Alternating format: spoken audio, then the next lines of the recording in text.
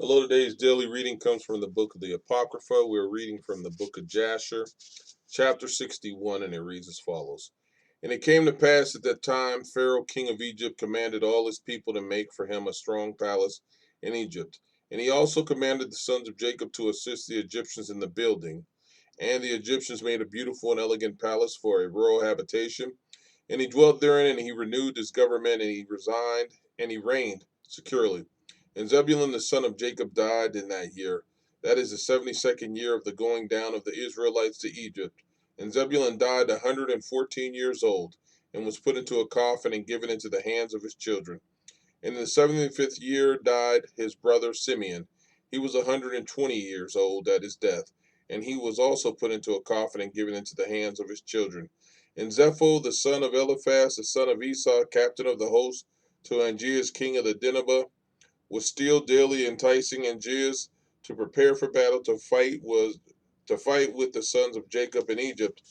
And Angeas was unwilling to do this thing, for his servants had related to him all the midst of the sons of Jacob, what they had done unto them in their battle with the children of Esau. And Zepho was in those days daily enticing Angeas to fight with the sons of Jacob in those days. And after some time, Angeas hearkened to the words of Zepho and consented to him to fight with the sons of Jacob in Egypt. And Angeas got all his people in order, a people numerous as the sand which is upon the seashore. And he formed his resolution to go to Egypt to battle. And among the servants of Angeas was a youth 15 years old. Balaam the son of Beor was his name, and the youth was very wise and understood the art of witchcraft. And Aegeus said unto Balaam, Conjure for us, I pray you, with the witchcraft, that which we may know who will prevail in the battle to which we are now proceeding. And Balaam ordered that they should bring him wax, and he made thereof the likeness of chariots and horsemen, representing the army of Aegeus and the army of Egypt. And he put them in the cunningly prepared waters that he had for that purpose. And he took in his hand the boughs of myrtle trees, and he exercised his cunning, and he rejoined them over the water. And there appeared unto him in the water the resembling images of the host of Aegeus, falling before the resembling images of the Egyptians and the sons of Jacob. And Balaam told this thing to Angeas, and Angeas despaired and did not arm himself to go down to Egypt to battle, and he remained in his city. And when Zepho the son of Eliphaz saw that Angeas despaired of going out to battle with a Egyptian, Zepho fled from Angeas from Africa, and he went and came unto Chittim. And all the people of Chittim received him with great honor, and they hired him to fight their battles all the days. And Zepho became exceedingly rich in those days, and the troops of the king of Africa still spread themselves in those days. And the children of Chittim assembled and went to Mount Capizia on account of the troops of Angeas, king of Africa, who were advancing upon them.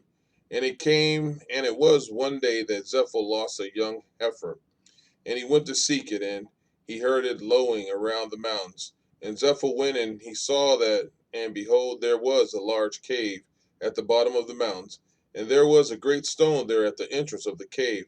And Zepho split the stone, and he came into the cave, and he looked, and behold, a large animal was devouring the ox. From the middle upward it resembled a man, and from the middle downward it resembled an animal. And Zepho rose up against the animal and slew it with his sword. And the inhabitants of Chittim heard of this thing, and they rejoiced exceedingly. And they said, What will we do unto this man who has slain this animal that devoured our cattle? And they all assembled to consecrate one day in the year to him. And they called the name thereof Zepho after his name. And they brought unto him drink offerings year after year on that day. And they brought unto him gifts.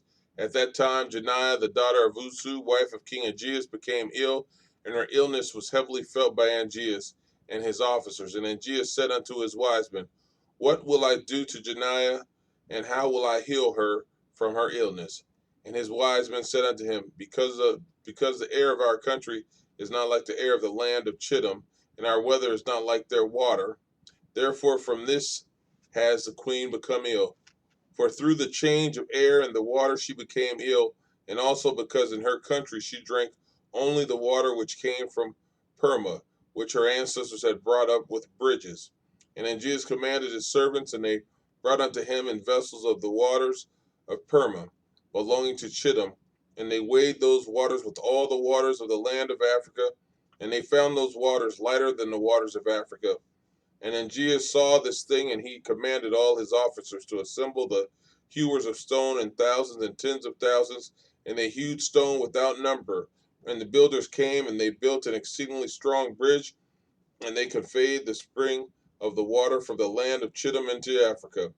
And those waters were for Janiah the queen, and for all her concerns, to drink from and to bake, wash and bathe therewith, and also to water therewith all seed from which food can be obtained, and all fruit of the ground. And the king commanded that they should bring of the soil of Chittim in large ships, and they also brought stones to build therewith. The builders built palaces for Janiah the queen, and the queen became healed of her illness. And at the revolution of the year, the troops of Africa continued coming to the land of Chittim to plunder as usual. And Zepho, son of Eliphaz, heard the report, and he gave orders concerning them. And he fought with them, and they fled before him. And he delivered the land of Chittim from them. And the children of Chittim saw the valor of Zepho, and the children of Chittim resolved, and they made Zepho king over them. And he became king over them. And while he reigned, they went to subdue the children of Tabal and all the surrounding islands. And their king Zepho went at their head, and they made war with Tabal and the islands, and they subdued them. And when they returned from the battle, they renewed his government for him, and they built for him a very large palace for his royal habitation and seat. And they made a large throne for him. And Zepho reigned over the whole land of Chittim and over the land of Italia 50 years. Amen.